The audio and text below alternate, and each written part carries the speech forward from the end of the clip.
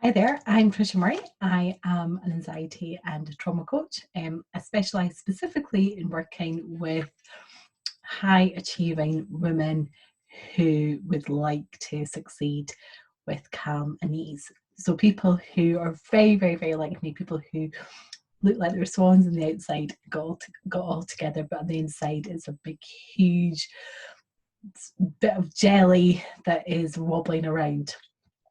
And in today's session, in this micro training that I'm offering today, I am talking specifically about energy and 7 easy ways to increase your energy. And there is a workbook that goes with it here, and I will be sharing specific points from that workbook, so that this training is really coherent with that, and really in line with that. In terms of my experience, I've been working with women for the last 13 years, supporting them in lots of different ways, and the last few years really specialising in supporting anxiety. I have set up a charity for perinatal mental health. I've sat on various NHS and government committees all around perinatal mental health, and I've been working in that sector around mental health for quite a few years. And I work a lot with mums as well as people who don't have children, but people who are very stressed and very anxious, very overwhelmed a lot of the time.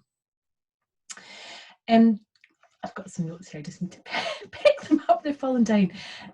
Specifically looking at anxiety and why anxiety causes so many issues in terms of energy, and the energy, why does it make you so exhausted? Like, what is the impact of anxiety in terms of energy?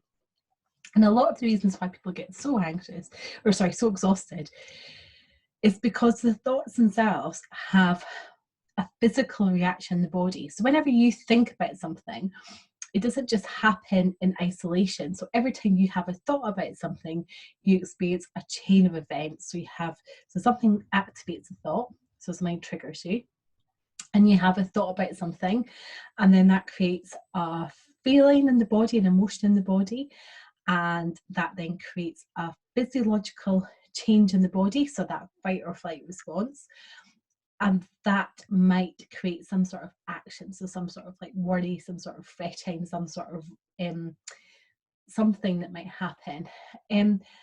And so those thoughts in themselves are very exhausting. So when you think about things, it is exhausting in itself.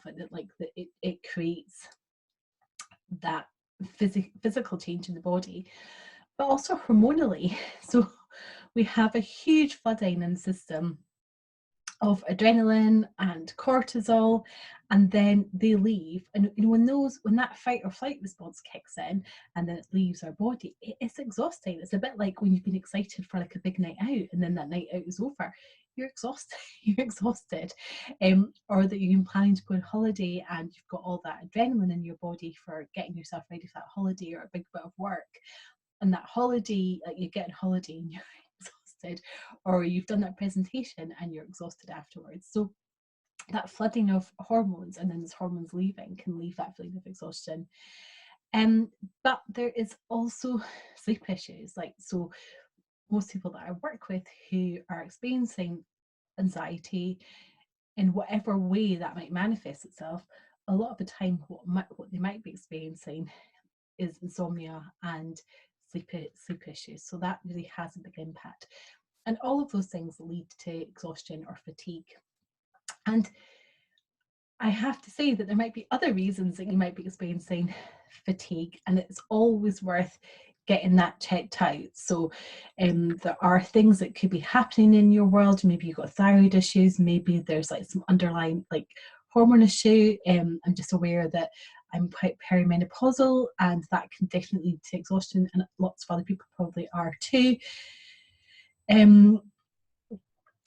Checking it as like not something like diabetes or something else. It's always worth getting checked out if you are really struggling with that real low level exhaustion.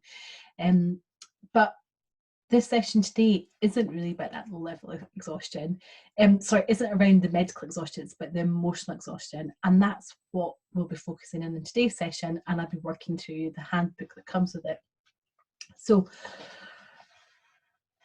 Um, so what I've put in the workbook is 7 easy ways to increase your energy.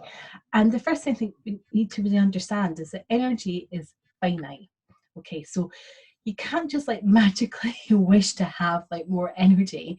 Like things restore your energy. So sleep restores your energy, doing things that are fun restore your energy, eating well restores your energy, rest restores your energy. You can't just magically create energy. So if you're going at life 110 miles an hour, and you're letting energy leak in lots of different places, then you are going to, there's only so long you can withstand that before real depletion kicks in. So it's really worth understanding that you have a finite amount of energy, and your energy is precious. It's a precious resource, okay? And you're the only person that can do anything about it, okay? It's completely and utterly in your hands. So the 7 steps are looking at wising up, so getting real clarity in what's going on with you, boundaries, looking at addressing your needs, using imagination to support you, focusing in circles of control, setting realistic expectations, and fun and fulfillment. So I'll just go into those in a bit more detail. So what I mean by wising up is getting real clarity on the things that give you energy and the things that take energy. So I remember once, one of my friends once said to me, spend time with the radiators and leave the drains. So think about people that you spend time with, do they radiate energy? Do they give you energy, or do they take energy away? And that can be in all sorts of places. It can be relationships, friendships, with members of your family, with your partner, work, but also things that aren't necessarily paid work. So a lot of people that I support, they probably don't just work in a paid job, but they might also be mothers, or they might do voluntary work, or they might get involved in like community projects. So getting like absolute clarity on the things that give you energy and the things that drain your energy. And also the activities that you spend your time doing. If you're doing lots of different things and they are draining your energy, get real clarity on that, so that you're aware where your energy is leaking, so where there's like an energy deficit. The second area to work on is boundaries. And a lot of the time when we think about boundaries, I think it's about boundaries with people. And boundaries with people are really important. You want to have boundaries with people, but there's other boundaries as well to think about. So we live in a world where we can work wherever we want, whatever time we want. We can shop whenever we want. We can watch TV whenever we want. We can interact with our friends whenever we want. We've got access all the time to phones, communication, etc. And actually, a lot of that leads to that emotional fatigue. So yes, it's boundaries with people, but also boundaries with work. So being like really clear, like what your set work hours. I know a lot of us are working at home, and so we start to get dragged into things at home, and then that means you don't get as much work done, and vice versa. And so getting real clarity, like on what are your work hours, what are your home hours, and having like really clear boundaries between that. Really thinking about time blocking. So this is like the time that I'm going to like complete this task. So this afternoon I have purposely put aside this time to sit down and do this training, and that I had scheduled that in at the start of this week. Today's Wednesday, and I stuck to that plan. So getting really disciplined. So boundaries is a lot about discipline, isn't it? Boundaried phone use, so thinking about when you're using your phone, you need to have your phone on all the time. And social media, like what news you're consuming. There's lots and lots and lots of different things that you can put boundaries around that will really start to protect your energy. So getting clarity in the first place from step 1, and then step 2, thinking about how you can put boundaries in there, will be really, really, really helpful for you. Step 3 is looking at your needs, and it's quite a big area of needs. Like we think, it's just needs for like sleep and rest and nutrition, but it's much more complicated than that. We've got 5 sets of needs. So needs for love and belonging, for being part of our community or part of our family, recognition and power. We've got a need for being recognized, or for going up in our roles, or being recognized for being an amazing mum. We've got a need for having fun. We've got a need for feeling autonomous and having that sense of freedom. And we've got a need for all the sort of survival needs, all the basic survival needs. So there's 5 different sets of needs, and all of us will have some that are very, very strong and others that aren't quite so strong, and they're all going to be different between us. But getting real clarity in what your needs are and how you can meet those needs is essential. So spend some time really reflecting in on that area, like what is it you need, and what can you put in place to support that? What help can you ask for? How can you get some of those needs fulfilled, and get, being clear on that. The first step is imagining if. So a lot of the time what happens is we go around our day-to-day life in exactly the same program as other days, and we struggle to think about how things can be different. And it's partly just the way that we're wired, and the brain really sticks quite clearly to images of things that have happened in the past, so it just carries on going along to that program. It's sitting down and imagining, well, if you did have all this energy, what is it you'd be doing? Like, what would your ideal day be like? What would you have as a result? What is, who's it that you would be, and what would you be doing each and every one of those days? And getting real clarity, sitting there and actually really getting clear. What would I have? Who would I be? And what would I be doing? And it's a framework that I use a lot. If you haven't watched the Habits download, you can get that under the free stuff on my website. But looking at habits and how habits are really transformational in terms of transforming your life. So getting real clarity on that, and what is it you'd have, who's it you'd be, what is it you'd be doing, if you had all this energy, and we're really clear on that. And you might get some great insights into that. Step number 5 is circles of control. So a lot of the time what we do, I'm just going to actually draw this and get some paper. A lot of the time what we do is we focus all of our energy on the things that we can't control and forget about all the things that we can control. So we get really focused in on it, and we get quite stressed and get quite anxious about it because we're trying to fix it, and we want things to be in a very specific way. But there's a really amazing exercise you can do where you basically draw 2 circles, and in the inside circle you draw all the things that you can't control, okay, and in the outside circle is all the things that you can control. So in this inside circle might be things like other people, politics, what's happening in the world, like rising cost of living. It could be I don't know, like your partner being made redundant. It could be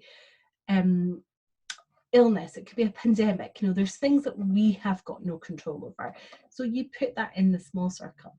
But this big circle is all the things that you can control. So you can control things like your actions and your decisions. So, how are you going to manage that situation? What solutions are you going to seek? What help are you going to put in place? How you're going to look after yourself in that time. Things like sleep hygiene, things such as spending time with friends that make you feel good, how you're responding, how you're reacting to that situation, your mindset, all those things. Like, it's huge. I've got a massive list. If you don't know, if you're completely stuck with it, just drop me a message. I've got a massive list of things that you can control and are in your power. So getting real clarity on that, and then sitting there and thinking about, okay, so what is it I can do here? And that is so powerful when you start to realize actually how in control you are of your life. And it takes you out of a place of being a victim to a place of an action taker. And that really then improves your self-esteem and how you feel about yourself and how you're approaching that situation, which is huge. So step number 6 is realistic expectations. So I work with a lot of high achievers. So I work with high achieving women who are going around all the time with that knot on their stomach. And part of the reason that knot on their stomach is there is because they set their realistics far too high. So they think they can achieve things in too short amount of time.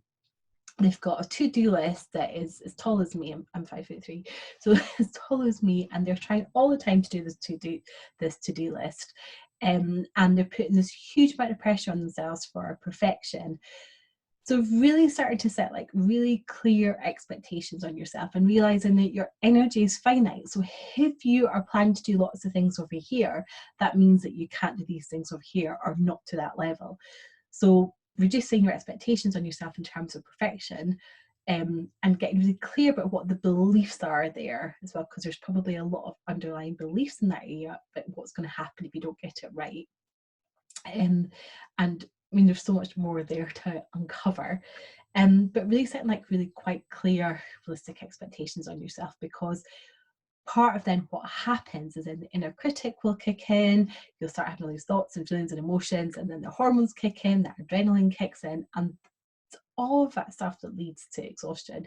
So really trying to be much more compassionate to yourself and really setting much clearer expectations on yourself. So that will really help you too. And then my final step is really about fun and fulfillment. So going back to step one and getting really wise about the things that drained your energy and the things that restored your energy. When you are having fun and you are feeling fulfilled, you are a much nicer person to be around, and your energy levels stay consistently high. So doing enough of the things that bring you joy, enough of the things that make you feel satisfied. If you do enough of those things, you're going to feel so much better about yourself, and your energy will be improved. So a lot of the time we have to overcome those emotional blocks about why it's bad for us to spend time doing things that we want to do, or feeling like we don't deserve it, or feeling that we're a bad mum or a bad person for taking ourselves off to yoga class, or going for a swim, or sitting in a sauna, or that we are I'm not sure, that we're not meeting our commitments, whatever that might be, or we're gonna upset our partners or our husbands or our kids by setting a boundary and saying, actually, no, this is actually my recuperation time, this is my fun time, this is my recharge time, and we feel bad about it. So it's really overcoming a lot of those blocks and actually thinking, well, actually, what is the benefit to doing that?